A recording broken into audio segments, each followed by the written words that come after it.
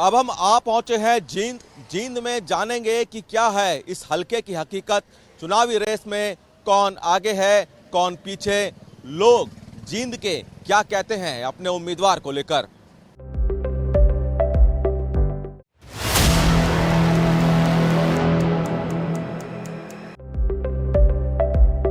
जींद विधानसभा के माहौल को जानने के लिए हम जींद के मेन बाजार में मौजूद हैं। अब चूंकि ये बाजार है, यहाँ पे अलग अलग कोने से लोग आते हैं, जींद की अलग अलग विधानसभाओं से यहाँ पे लोग जब आते हैं तो उनसे जानते हैं। ये बताइए कि आप जींद से ही हैं? हाँ, जींद से हूँ। जयपाल मेरा नाम है जी। जयपाल जी, जींद में अब चूंकि चुनाव है, 5 तारीख को मतदान है, क्या सोचकर आप लोगों ने तय किया है कैसा उम्मीदवार होना चाहिए?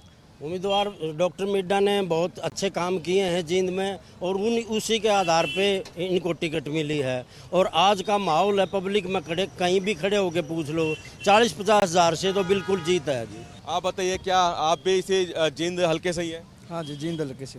जींद हल्के की हम बात कर रहे हैं। एक पहले तो बताएं कि कुछ समस्याएं आपको दिखती है जींद में, क्या समस्याएं, बुनियादी समस्याएं? समस्या तो सर ये थी, पानी की दिक्कत रहा करती थोड़ी बहुत पहला। ये जो मिड्डा साहब ने बाखड़ा का जो करवाया है, इससे मेरे हिसाब में तो यो भी था ठीक हो चुकी है।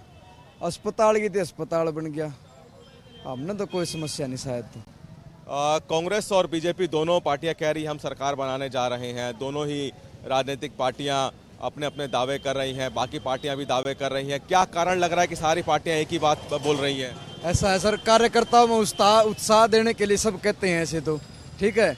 और सरकार तो मेरे हिसाब से बीजेपी बनाओगी, क्योंकि बीजेपी वास्तव में 36 बिरादरी की पार्टी है। इसके साथ पूरा तबका है, गरीब समाज है, सारे हैं, तो सरकार तो बीजेपी बनाओगी। और पूरा जो अभी नए सैनी साहब सीएम आए हैं, उनका इतना प्रभाव पड़ा है, इतना प्रभाव पड़ा पूरा जमा 100% बीजेपी मेरे हिसाब से सरकार बनाने जा रही है।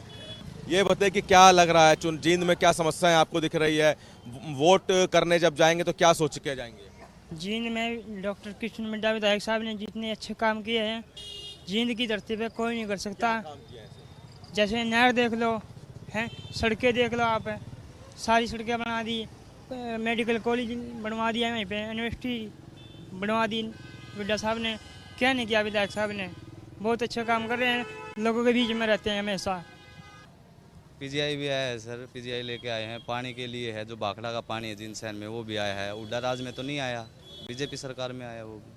हुड्डा ने भी 10 साल मुख्यमंत्री के तौर पे राज किया हरियाणा में, भारतीय जनता पार्टी के भी 10 साल। दोनों के 10 साल कैसे तुलना करते हैं? नहीं, बीजेपी सरकार जो बीजेपी सरकार ने किया, जैसे हर जगह पुल बने हैं, जींद में एक भी पुल नहीं था पहले, उड्डा सरकार में नहीं था। हर नेशनल से लिंक जुड़ा हुआ है, मतलब हर रोडवेज जो भी है अच्छा तरीके से सभी जगह पुल देखने को मिले जींद में, बीजेपी सरकार में, उड्डा सरकार में नहीं। क्या लगता है जींद में किस तरह लहर चल रही है? बीजेपी की लहर जोरों से चल रही है, और सभी जींद हल्के वाले सभी बीजेपी के साथ लगे हुए हैं, कृष्ण मिड्डा के साथ लगे हुए। मिड्डा जी को 15,000-20,000 वोटों से जिताएंगे। जींद में क्या चुनावी माहौल लग रहा है? सबका साथ और सबका विकास। हम तो इसका मोल है कृष्ण मिड्डे का। ये क्यों अच्छा काम कर रखा है, मेडिकल हमारे लिए नई बन गई, और पानी का प्रबंध हो रहा है, हर गली सब पक्की है, सब ठीक से। तो क्या लग रहा है किस तरह से उम्मीदवारों को आप देखते हैं, कितने जो उम्मीदवार है उनमें क्या बेहतरी आपको दिख रही है? ऐसा जी, मिड्डा साहब ने देखो जींद का विकास में तो कसर गाल नहीं रखी, ठीक है। हमारा जींद में कांग्रेस सरकार में कुछ भी नहीं आया करता, एक तरफा गेट रखा था जींद ठाकर ने, हुड्डा साहब ने। हमारा कहने के तो बड़का ने भी नहीं लाया करता, क्योंकि हमारा गिल्ला बड़ी बड़ी बात बताऊँ आपने, ठीक है। लेकिन मिड्डा साहब ने, मोदी सरकार ने इतना वो दे रखा है, एक तो गरीब के हक की सरकार है जी। गरीबा गए नू लगा ले, छोटे मोटे जो हमने लोन लेने खातर हमारी रजिस्ट्री देनी पड़ा कर दी ना, इवनू लगा ले 1 मिनट में काम होगा जी। को छोटा मोटा रोजगार भी कर सका गरीब आदमी जी। हम तो देखो गरीबे तबका था, देखो जो सरकार कह रही है बिना पर्ची खर्ची के नौकरियां लगी हैं हरियाणा में, वो आपको लगता है ऐसा कोई हुआ है, कोई देखा है आपने कभी ऐसा? मेरे परिवार से 25 बच्चे लगे हैं। हमारा 250 करोड़ का परिवार है, उसमें तो 25 बच्चे बगैर पैसे के लगे हैं। किसी का कोई वो नहीं है। जींद के अंदर मेडिकल कॉलेज बन गया, यूनिवर्सिटी बन गई, हर गली पक्की है। अब ये जींद शहर किस तरह शहर लगने लगा है। निमांगे राम गुप्ता ने शहर को गांव से बेहतर खराब कर दिया था, और आज के दिन बगैर पैसे बगैर पर्ची बच्चे नौकरी लगने लग रहे हैं। हमारे को, मेरे पास कोई रोजगार नहीं था, बीजेपी सरकार आने के बाद मुद्रा के तहत मेरे को 5 लाख रुपए का लोन लेकर के ना मेरी दुकान बहुत अच्छी चल रही है आज के दिन। हम बीजेपी से बहुत खुश है। और भी लोग हैं, उनसे जानेंगे क्या आपको लगता है क्या बदलाव आया है और क्या और बदलाव आप लोग चाहते हैं खासतौर पर अपने जींद हल्के में? बदलाव बहुत आया है। जैसे मैंने बात है खर्चे पर्चे बिना नौकरी लगे, जिसका पास किराया नहीं था वहाँ नौकरी पर लगे हैं। मैं एक छोटा सा किसान हूँ, मजदूर भी हूँ। मुद्रा के तहत मैंने लोन मिला है। आज मेरे पास 3 मशीन है।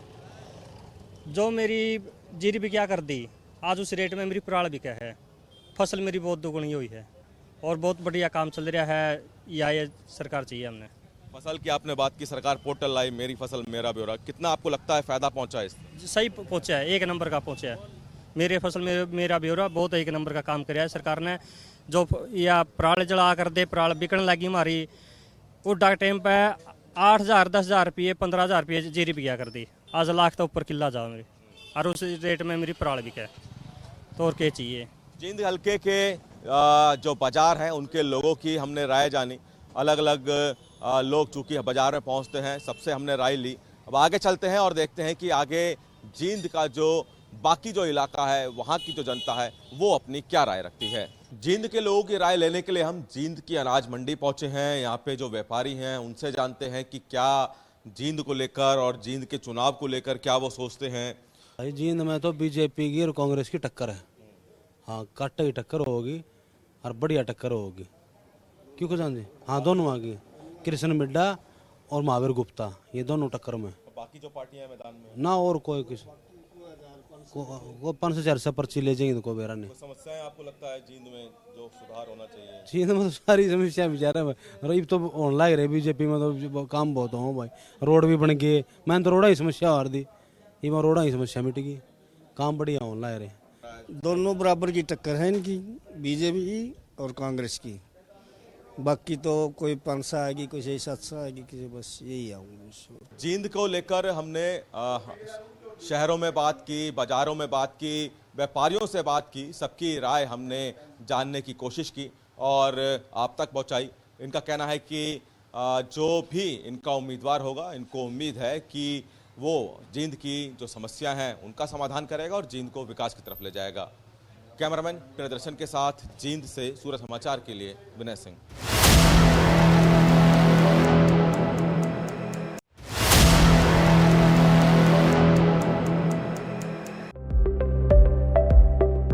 अपने इस खास कार्यक्रम में अब हम सफीदो हल्के की हकीकत जानेंगे। सफीदो से भारतीय जनता पार्टी ने रामकुमार गौतम को अपना उम्मीदवार बनाया है।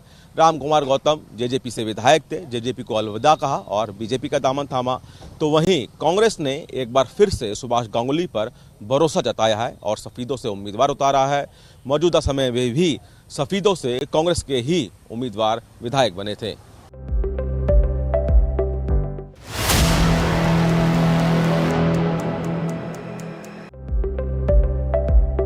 सफीदो हल्के के लोग हमारे साथ जुड़े हुए हैं। अब चूंकि हम लोगों की राय ले रहे हैं तो सफीदो के जो स्थानीय लोग हैं उनसे जानते हैं। सफीदो के इस बार जो अगर हम बात करें, क्या माहौल लग रहा है? कांग्रेस, बीजेपी और अन्य पार्टी के उम्मीदवार भी मैदान में हैं। क्या इस बार सफीदो की जनता का मन बना हुआ है? सफीदो की जनता का मन तो बीजेपी की तरफ बना हुआ है, भारतीय जनता पार्टी की तरफ है और पहले भी था और अब भी लोगों का रुझान है कि नायब सैनी को मुख्यमंत्री बनाना है। और सफीदो से जो प्रत्याशी आया दादा गौतम जी, उनके प्रति लोगों का पूरा रुझान है। आप कह रहे हैं कि बीजेपी का मन बनाया है आपने, कोई कारण इसका, इस तरह का मन बनाने का बीजेपी की तरफ? मन बनाने का कारण एक ही है, विकास के मुद्दे। और भारतीय जनता पार्टी की सरकार में जो बच्चे लगे हैं वो बिना पर्ची खर्ची के लगे हैं, फ्री ऑफ कॉस्ट। पहले लगते थे, जो पहले की सरकारें थी उनमें देना पड़ता था, माल दो तो नौकरी मिलेगी। इस राज्य में नौकरी बिल्कुल बिना पर्ची खर्ची के नौकरी है। इसलिए भाजपा को हर एक व्यक्ति चाहता है। कांग्रेस के विधायक आपके सुभाष गांगुली फिर से मैदान में हैं, किस तरह का उनका कार्यकाल रहा? सफीदों में क्या विकास हो पाया है? देखिए, मुझे तो नहीं लगता कि उन्होंने कोई विकास कार्य कराया है। मेरे को देखने में तो कुछ लगा नहीं है। बाकी आप उन्हीं से जान सकते हैं कि विकास कार्य क्या कराया क्या नहीं। मेरे को तो कुछ लगा नहीं विकास कार्य उन्होंने जो करवाया है। सफीदों में क्या जरूरतें आपको लगती हैं? सफीदों में क्या समस्याएं आपको दिखती हैं? सबसे पहले तो मैं आपके सूर्या समाचार चैनल का धन्यवाद करता हूं। आप सफीदों में आए हैं। एक सफीदों का नागरिक होने के नाते सफीदों में पूर्व MLA ये बता दे भी मैंने यहाँ एक ईंट लगवाई है, कोई ईंट नहीं लगी है यहाँ पे। 2 MLA हमारे यहाँ पहले बन के गए हैं, पैसे के बल पे बन के गए हैं। इस विद्रोह का दुर्भाग्य ही रहा है कि दोनों बार विपक्ष का MLA बना है। अब के पूरी उम्मीद है, लोग मोदी जी की नीतियों से, नायब सैनी जी की नीतियों से बहुत प्रभावित है। जितनी कल्याणकारी योजनाएं प्रधानमंत्री मुख्यमंत्री ने चला रखी है, सबसे प्रभावित हो गए। अब के जनता मन बना चुके हैं कि यहाँ कमल खिलाना है। हरियाणा में इनेलो की सरकार रही, कांग्रेस की रही, बीजेपी की रही, सबके तुलना करें कार्यकाल की तो क्या फर्क दिखता है आपको? सबकी तुलना करें तो भारतीय जनता पार्टी सबसे अच्छी सरकार रही है। 10 सालों में सबसे ज़्यादा अच्छे विकास कार्य इन्होंने किए हैं। पहले पैसे दे के नौकरियां मिलती थी, तो सबसे बढ़िया भारतीय जनता पार्टी है। देश की सोचती है, समान विकास करती है, क्षेत्रवाद में विश्वास नहीं करती। ऐसी भारतीय जनता पार्टी बहुत बढ़िया सरकार है। विधायक आपके यहाँ सफीदों से रहे, फिर से विधायक जी कभी हमने कोई भी विकास नहीं कराया, नहीं किसी के दुख सुख में देखे हमने। भारतीय जनता पार्टी के जो भी है वो सरकार सबसे बढ़िया है।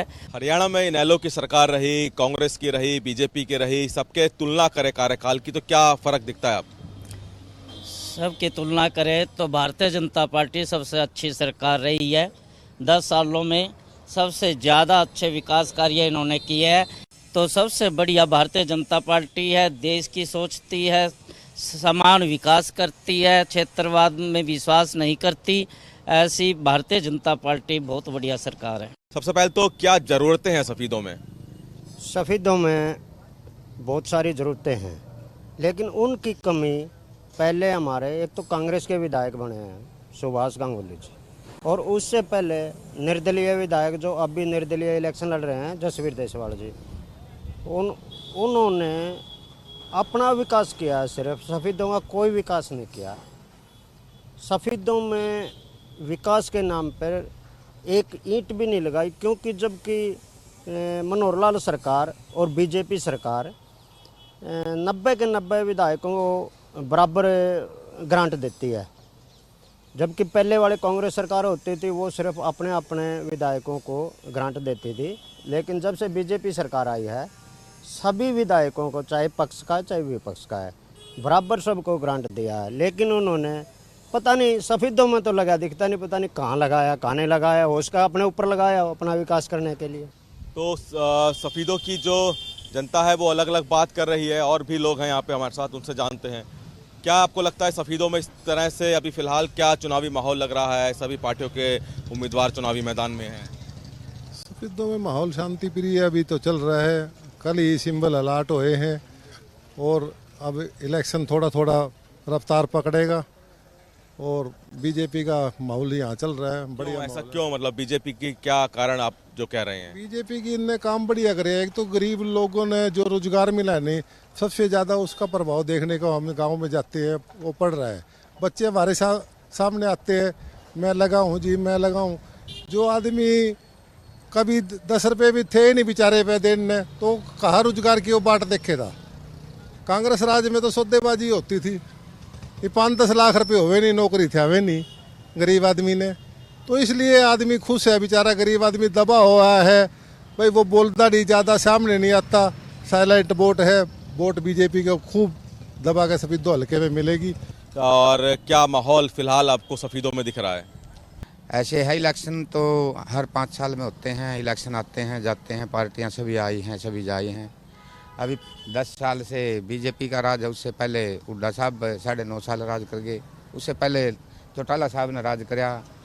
इनमें सबसे तुलना करी जाए तो जो बीजेपी के विचारधारा है, जो बीजेपी की नीतियां हैं, जो इनके बीजेपी के संस्थापक थे श्यामा प्रसाद मुखर्जी, उनका एक ही ध्येय था, एक ही उद्देश्य था कि जो अंतिम पंक्ति में जो इंसान गरीब लोग खड़ा है, जिसको कोई भी सुविधा नहीं मिल रही, इस पार्टी की सबसे पहले ये प्राथमिकता होगी कि जो पीछे खड़ा बंदा है, जिसके पास कुछ भी रोजगार नहीं है, उसको आगे ले आ जाए मिल उसको। रहा है ये सब बीजेपी में जो आप कह रहे हैं, अंतिम पंक्ति वाली बात कर रहे हैं, आपको दिखा इस सरकार में? हाँ हाँ, हमने इसमें देखा है। हर आई साल हर योजना पर महिलाओं को गैस सिलेंडर या उनको कोई भी मतलब गरीब है उनको बैंकों के खाते खुलवाना, उनके बैंकों में उनका वो महिलाओं का मंडली बनाकर उनको रोजगार देना, पैसे देना, और जो जितने भी मतलब गरीब आदमियों के लिए काम किए गए हैं इस पार्टी में, जो सबका साथ और सबका विकास इस पार्टी में हुआ है, वो किसी पार्टी में नहीं है। पहले जो पार्टियां थी वो सिर्फ एक परिवारवाद और गर्व की पार्टी होती थी।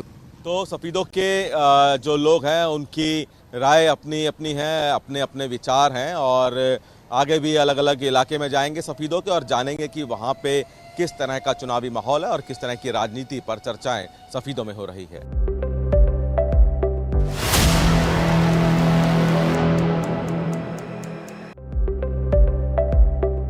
हरियाणा की जुलाना विधानसभा सीट हाई प्रोफाइल तब हो गई जब कांग्रेस ने अंतर्राष्ट्रीय खिलाड़ी विनेश फोगाट को यहां से अपना उम्मीदवार बनाया। विनेश फोगाट जब 100 ग्राम वजन ज्यादा होने की वजह से ओलंपिक से डिस्क्वालीफाई हुई, तब पूरा देश भावनात्मक रूप से विनेश के साथ जुड़ा। लेकिन अब जब राजनीति में विनेश ने कदम रखा है तो देख लेंगे कि क्या जुलाना के लोग अभी भी उस भावनात्मक रूप से विनेश से जुड़े हैं या फिर राजनीति में आने के बाद लोगों के विचार उनके लिए बदल गए हैं। सभी पार्टियों ने यहां से अपने उम्मीदवार उतारे हैं। तो चलिए जानते हैं इस हलके की हकीकत और क्या कहती है जुलाना की जनता।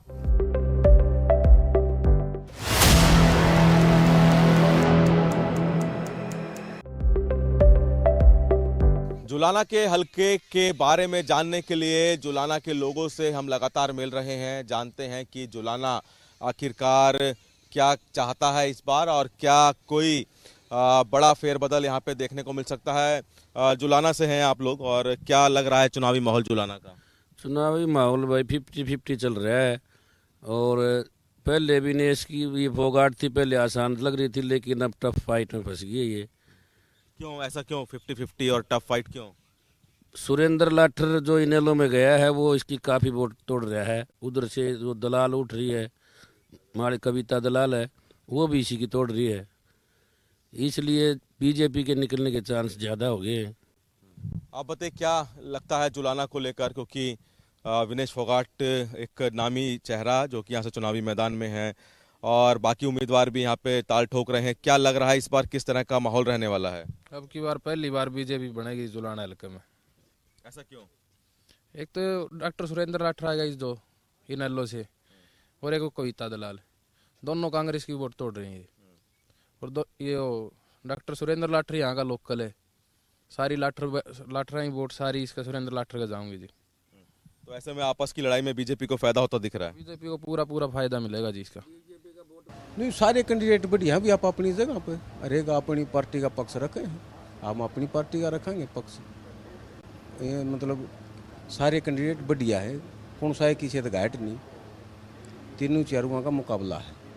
जुलाना में समस्याएं अगर कुछ बताएं आप तो क्या समस्याएं लगती हैं? भाई हमारे जुलाना में तो फिलहाल तो कोई समस्या नहीं, और जो सी समस्या हो को लेकड़े भी नहीं, बस और कोई समस्या नहीं हमारे जुलाना में। कैंडिडेट सारे बढ़िया भाई, चारों मत बदा है सुरेंद्र लाठर। क्या कोई कारण इसका?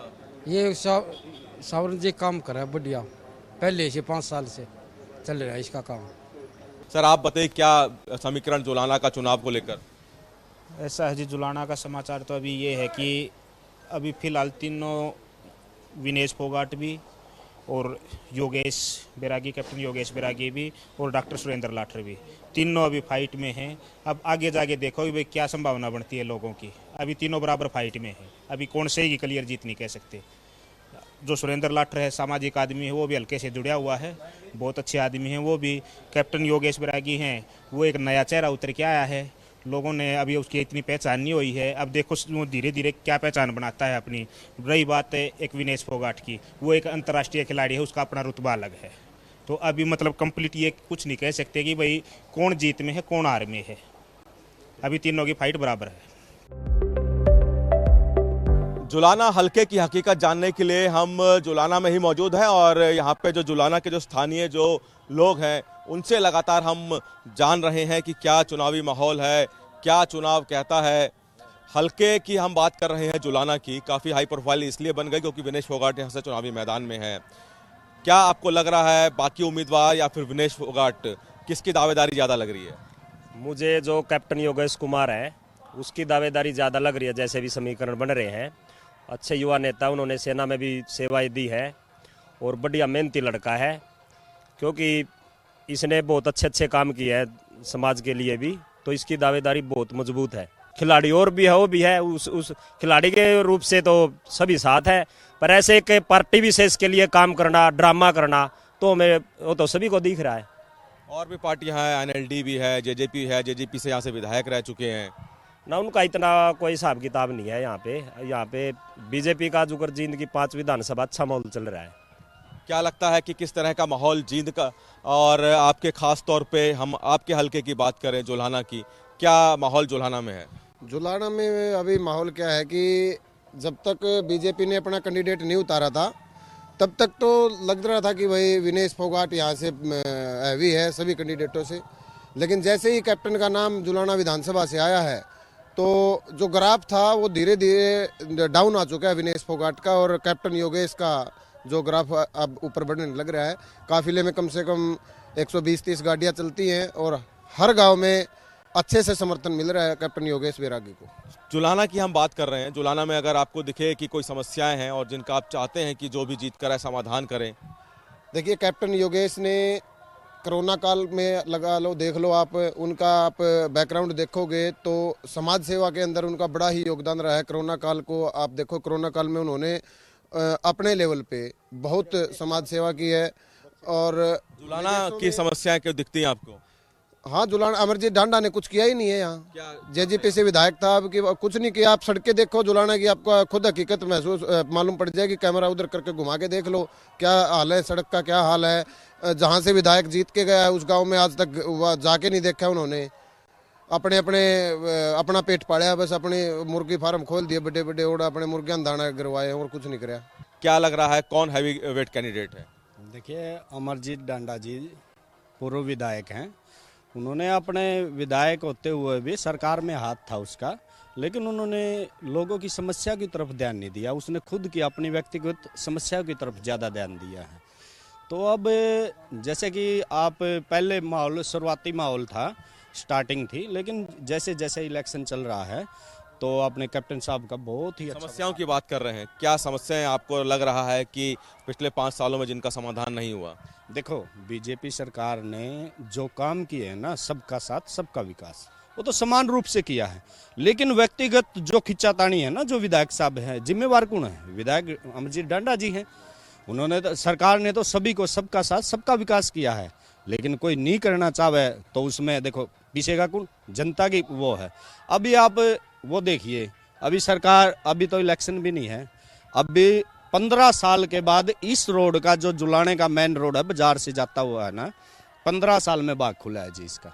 तो किस सरकार में? बीजेपी सरकार में ही खुला है। बाईपास देखिए, बहुत सारे हैं, लेकिन जो छोटी छोटी सामूहिक समस्या होती है ना, वो विधायक साहब सोल्व करते हैं। विधायक साहब ने जनता की तरफ कोई ध्यान नहीं दिया। अपने हरियाणा में भूपेंद्र सिंह हुड्डा के भी 10 साल देखे, बीजेपी के भी 10 साल देखे, तुलना करी जाए तो क्या फर्क दिखता है? फर्क बहुत ज़्यादा भैया, क्योंकि हमारा डिस्ट्रिक्ट जींद है ना, बीजेपी सरकार ने 8 हाईवे से जोड़ रखा है। वो उसने तो कुछ भी नहीं किया। रोहतक के उसने बनाए थे 4-4 बाईपास, हुड्डा में तुलना, फिर बगैर खर्चे बगैर पर्ची की सरकार है। खिलाड़ी खेल के तौर पे और एक नेता के तौर में कितना फर्क समझते हैं? ये खिलाड़ी से भी बात है जी, जिसने महाराज में वैर उद्देश्य समझ लड़के काटे बाहर अपने देश में ले आया, इसे क्या कराया? इन्हें कुछ भी नहीं कराया। सभी नहीं खेलते हैं बच्चे, सभी खेलते हैं, है जी, सभी खेलते हैं बच्चे। तो खिलाड़ी तो है एक कि आम आदमी पार्टी से आम भी है, पार्टी है, कविता दलाल भी है आम आदमी पार्टी से, वो भी इंटरनेशनल प्लेयर रह चुकी है WWE की। खिलाड़ी तो वो भी है, उसको भी तो सम्मान मिलना चाहिए। जुलाना में हम आए तो देखा कि सड़क काफ़ी टूटी हुई है, धूल उड़ रही है, क्या इसी तरह की सड़कें हैं? क्या आपको लगता है कि इसका बदलाव होगा? हाँ, बदलाव तो जरूरी है, होकर होगा। मिट्टी डल गई है, काम चल रहा है, जोरों पर काम चल रहा है, सड़क बनकर तैयार हो जाएगी। आपके जो विधायक अमरजीत ढांडा जेजेपी से एक बार फिर से मैदान में है, क्या उन्होंने खुद व्यक्तिगत तौर पे यहाँ पे कुछ काम कराए जिससे कि आप लोग को लगा कि हाँ कुछ काम हुए हैं? अरे क्या का नाम ले है, मर्जी से ढांडा पढ़ लिया था, बच्चे पालन लाए गए हैं, हमारा समझते बाहर है। वोट दी थी हमने भी, लेकिन पछताए हैं हम तो।